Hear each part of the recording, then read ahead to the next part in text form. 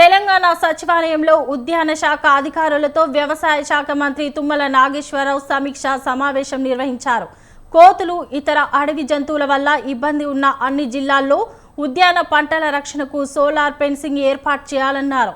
Solar fencing scheme అమలవుతున్న హిమాచల్ ప్రదేశ్ లాంటి రాష్ట్రాల్లో పర్యటించి రాష్ట్ర ప్రభుత్వం తరపున సబ్సిడీపై అందజేయటకు విధి విధానాలు వెంటనే సిద్ధం చేయాలని ఆదేశించారు.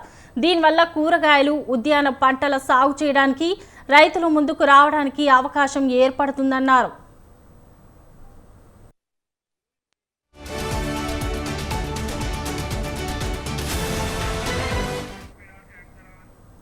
హైదరాబాద్ నగరానికి 100 కిలోమీటర్ల పరిధిలోపు ఉన్న అన్ని ప్రాంతాల్లో కూరగాయల సాగు చేపట్టేలా చర్యలు తీసుకోవాలని మంత్రి ఆదేశించారు.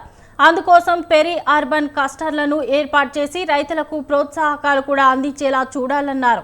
కూరగాయల సాగు కోసం అవసరం మేరకు యంత్ర పరికరాలు సబ్సిడీపై అందించి సాగును పెద్ద ఎత్తున ప్రోత్సహించాలన్నారు.